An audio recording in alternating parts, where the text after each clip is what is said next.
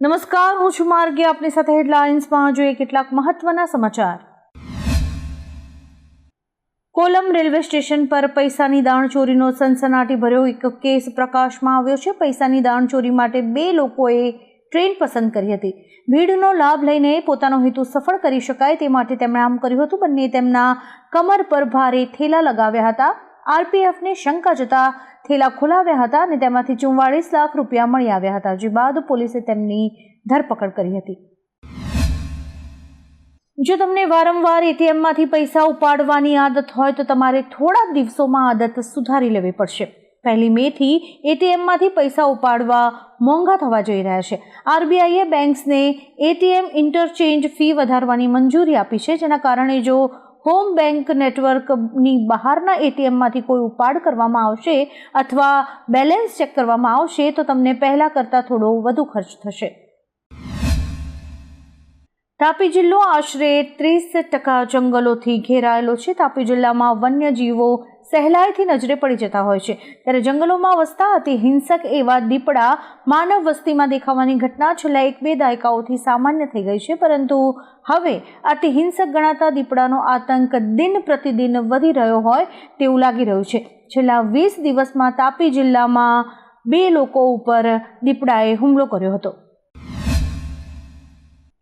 આરોગ્ય વિભાગના કર્મચારીઓ 17મી માર્ચથી અચોક્કસ મુદ્દતની હડતાળ પર છે. સરકારે આંદોલન કરતા આરોગ્ય વિભાગના કર્મચારીઓ પર લાલ આંખ કરી છે અને તેઓ પર કાર્યવાહી પણ કરાઈ છે. હવે આ મામલે આરોગ્ય વિભાગના કર્મચારીઓને કોંગ્રેસ સમર્થન આપ્યું છે.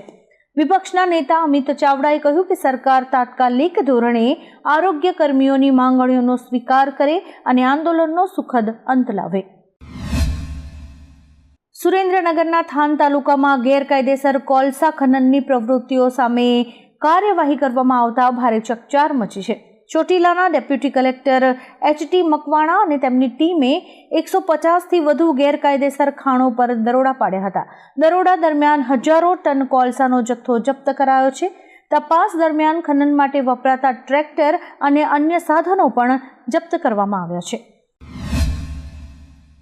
અભિનેતા રાજ બબ્બર અને સ્વર્ગીય અભિનેત્રી સ્મિતા પાટીલના પુત્ર પ્રતીક બબ્બરે અંતે પિતા સાથેનો રહ્યો સયો સંબંધ પણ તોડી નાખ્યો છે.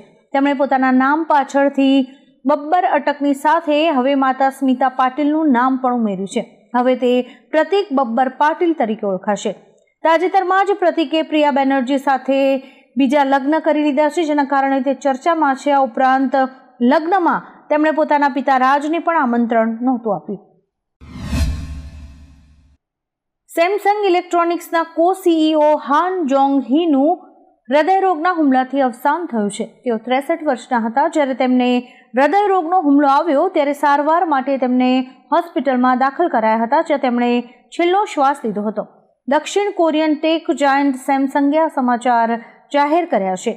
હાન જોંગ-હી સેમસંગ ઇલેક્ટ્રોનિક્સના 2 કો-સીઈઓ પૈકીના એક હતા.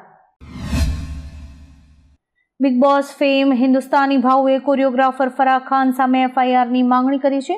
ભાઉએ હાઈકોર્ટમાં દાખલ કરેલી અરજીમાં જણાવ્યું હતું કે ફરાહ ખાને ફેબ્રુઆરી 2025માં સેલિબ્રિટી માસ્ટર શેફના એક એપિસોડમાં હોળી વિશે ટિપ્પણી કરી હતી. આ અરજીમાં કહેવાયું છે કે તેમણે ફરિયાદ પણ નોંધાવી હતી, પરંતુ પોલીસે કોઈ જ કાર્યવાહી કરી ન હતી. અરજી મુજબ ફરાહ ખાને હોળીને છપરીઓનો તહેવાર ગણાવ્યો હતો. કોમેડિયન કુણાલ કામરાના વિવાદાસ્પદ નિવેદન પર મહારાષ્ટ્રના નાયબ સીએમ એકનાથ શિંદેએ કહ્યું કે કટાક્ષ કરતી વખતે શિષ્ટાચાર જાળવવો જોઈએ, નહીં તો ક્રિયા પ્રતિક્રિયા તરફ દોરી જાય છે. તેમણે કહ્યું કે અભિવ્યક્તિની સ્વતંત્રતા છે અને અમે કટાક્ષ પણ સમજીએ છીએ, પરંતુ તેની પણ એક મર્યાદા હોવી જોઈએ. ઉલ્લેખનીય છે કે કામરાએ શિંદેનું નામ લીધા વિના તેમના શોમાં તેમની રાજકીય કારકિર્દી પર કટાક્ષ કર્યો હતો.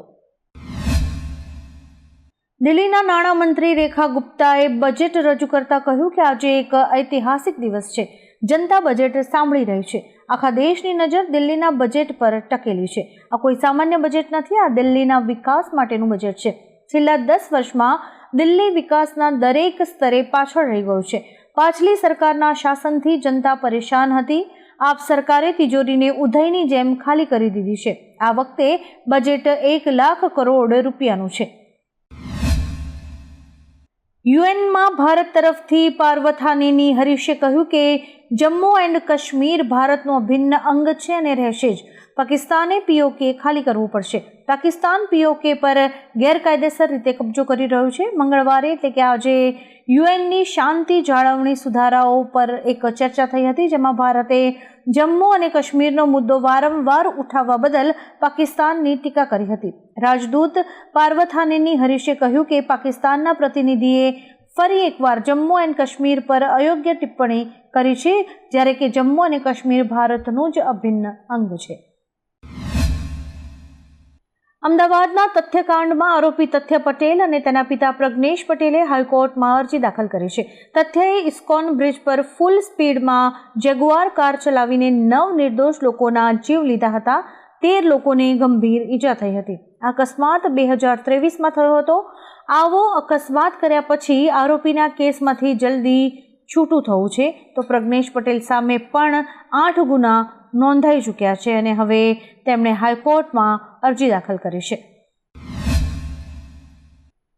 આજે રાજ્યમાં ગરમી વધી છે. આ દરમિયાન સૌથી વધુ તાપમાન વલ્લભ વિદ્યાનગરમાં 41.3 ડિગ્રી નોંધાયું છે. રાજકોટમાં 41, સુરેન્દ્રનગરમાં 40.8, અમદાવાદ અને ગાંધીનગરમાં 40 ડિગ્રી, વડોદરામાં 40.2, ભુજમાં 40.2, અમરેલીમાં 40.4, કેશોદમાં 40.5, ડીસામાં 39.3, કંડલામાં 39.9, સુરતમાં 37.0, નલિયામાં 37.6, ભાવનગરમાં 38.8 અને મહુવામાં 38 ડિગ્રી તાપમાન નોંધાયું છે. અમદાવાદના વસ્ત્રાપુરમાં હિમાલયા મોલ પાસે એક નબીરાએ 3 થી 4 વાહનોને અડફેટે લીધા હતા. આ વ્યક્તિ દારૂના નશામાં હતો. અકસ્માત કર્યા પછી તે છરો કાઢીને લોકોને મારવા દોડ્યો હતો. તેણે લોકો પર પથ્થરમારો પણ કર્યો હતો. તેથી લોકોએ આ નબીરાને પકડીને માર્યો હતો. આ નબીરો 24 વર્ષીય હરેશ ઉર્ફે આકાશ ઠાકોર છે. પોલીસે તેને ઝડપી લીધો છે. પોલીસ તપાસમાં આરોપીએ નશો કર્યો હોવાનું પણ સામે આવ્યું છે. ન્યૂઝીલેન્ડના રિવર્ટન કિનારે 7ની તીવ્રતાનો ભૂકંપ અનુભવાયો હતો, જેનું કેન્દ્રબિંદુ 10 કિલોમીટરની ઊંડાઈએ હતું. ન્યૂઝીલેન્ડની ઇમરજન્સી મેનેજમેન્ટ એજન્સીએ કહ્યું છે કે જો સુનામી આવે તો તેને દેશમાં પહોંચવામાં ઓછામાં ઓછો 1 કલાક લાગશે. જોકે અત્યારે આ ભૂકંપને કારણે કોઈ જ નુકસાન નથી થયું. મુંબઈના ધારાવી વિસ્તારમાં એક ભયાનક અકસ્માત થયો હતો. અહીં ગેસ સિલિન્ડર ભરેલા ટ્રકમાં આગ લાગ્યા બાદ લગભગ 20 સિલિન્ડર્સ ફાટ્યા હતા, જેના કારણે ભારે અંધાધૂંધીનો માહોલ સર્જાયો હતો. ઘટના સ્થળે પહોંચેલા ફાયર બ્રિગેડના કર્મચારીઓએ નજીકના ઘરોમાંથી લોકોને સલામત સ્થળોએ ખસેડ્યા હતા. આ પછી આગ પર કાબુ મેળવી લેવાયો હતો. જોકે આગ લાગવાનું કારણ તપાસવામાં આવી રહ્યું છે. તુર્કીમાં ઇસ્તંબુલના મેયર અને વિપક્ષી નેતા ઇક્રમ ઇમામોગ્લુની ધરપકડ બાદ રાષ્ટ્રપતિ એર્દોગન સામે વિરોધ પ્રદર્શન થયું છે. ઇસ્તંબુલમાં 4 દિવસ માટે જાહેર મેળાવડા પર પ્રતિબંધ મુકાયો છે. તુર્કીના મંત્રી અલી યેરલિકાયાનું કહેવું છે કે અમારા રસ્તાઓ પર આતંક ફેલાવનારાઓને બિલકુલ સહન કરવામાં નહીં આવે. ઇક્રમ પર ભ્રષ્ટાચારનો આરોપ છે, જે બાદ તેમને કોર્ટે જેલમાં મોકલ્યા છે. આવા જ કેટલાક રસપ્રદ સમાચારો નિહાળવા માટે અમારી YouTube ચેનલને લાઇક, શેર અને સબસ્ક્રાઇબ કરો અને જોતા રહો હેડલાઇન્સ.